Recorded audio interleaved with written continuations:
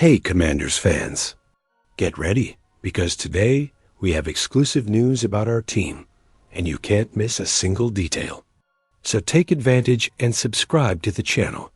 Activate the bell to receive everything firsthand and of course, leave a like to strengthen our support and show that there are only true fans here. Our commitment is to always bring you the latest updates, news, and everything that goes on behind the scenes at Commanders. So, without further ado, let's check out today's news. Questionable Commanders signing is already backfiring after minicamp injury. The Washington Commanders have made a number of wise moves during General Manager Adam Peters' second offseason in charge. But one questionable decision is already looking like it could backfire. Washington has given Michael Gallup a path back to the league after a year of retirement. The wide receiver didn't react well to being released by the Dallas Cowboys and left the game altogether rather than fight for a spot with the Las Vegas Raiders. Now, he's reinvigorated and focused on his quest to remind the NFL world why he performed so well in the prime of his career. Gallup has no room for error in his quest to make the 53-man roster. He may have shown production and familiarity with Coach Dan Quinn, but he's starting from the bottom. And the last thing he needed was a frustrating injury to derail his chances of making a good impression.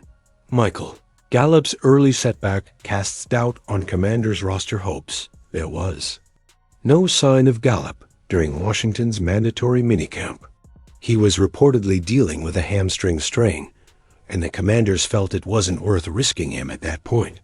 With Noah Brown also being stretchered off, and Terry McLaurin holding out while awaiting a new contract, it provided an opportunity for others to impress. That hasn't quelled concerns about Gallup. It would be good news if he could make an impact in the offensive rotation, but he appears far from that at the moment. The wide receiver needs to recover in time for training camp. He also needs to hit the ground running after his latest health scare has unmistakably raised the stakes. It won't take much for the Commanders to figure out if Gallup can contribute to Washington's attack.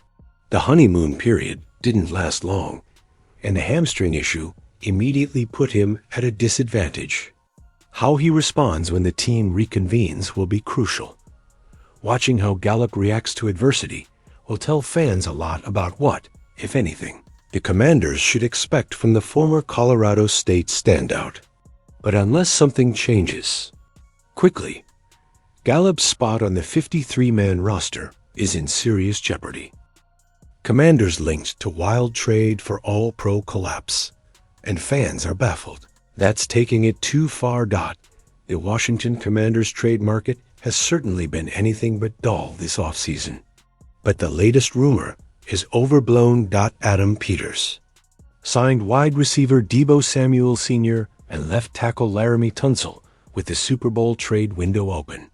That comes after acquiring Pro Bowl cornerback Marshon Lattimore ahead of the 2024 deadline failed to pay off immediately, largely due to a now-healed hamstring injury.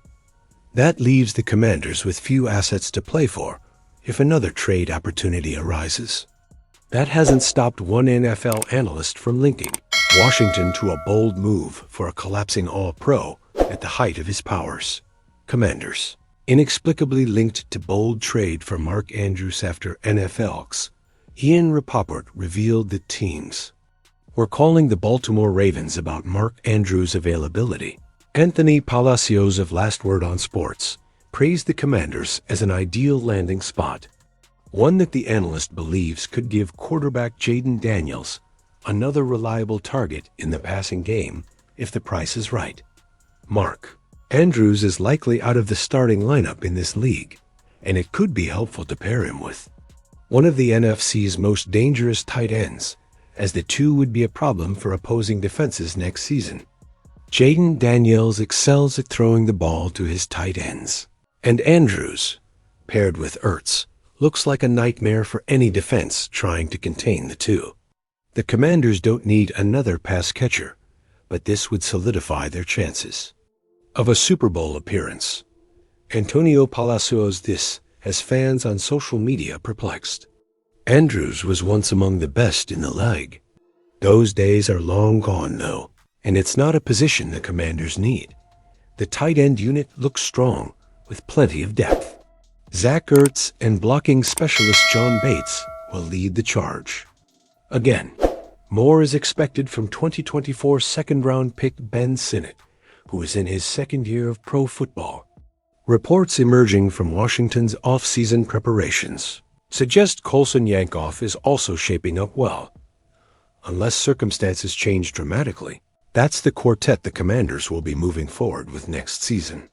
Trading Andrews is a foolish and unfounded idea, and the Ravens aren't going to let him go, given his strong chemistry with signal caller Lamar Jackson.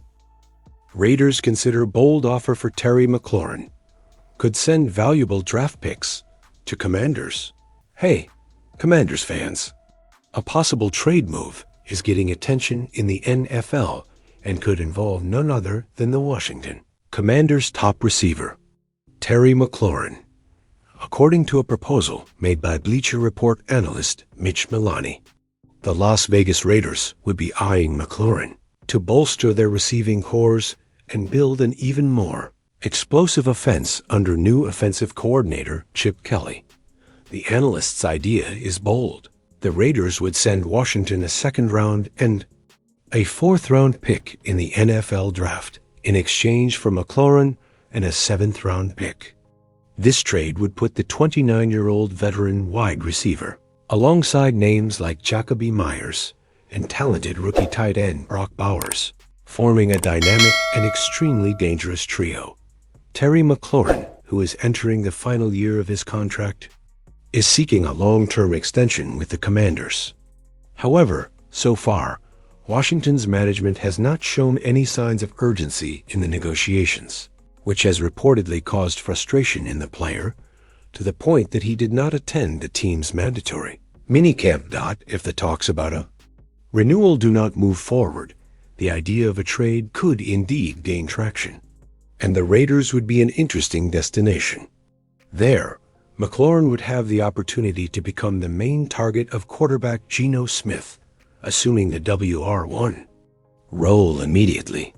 This would allow Jacoby Myers to return to the no-2 receiver role, where he has already shown greater productivity, and would open up space for youngsters Jack Beck and Dante Thornton to develop slowly under the mentorship of the veterans. Another important factor: Las Vegas has enough cap space and draft capital to not only pay for the trade, but also to offer McLaurin a new contract, something essential to ensure the player's long-term commitment.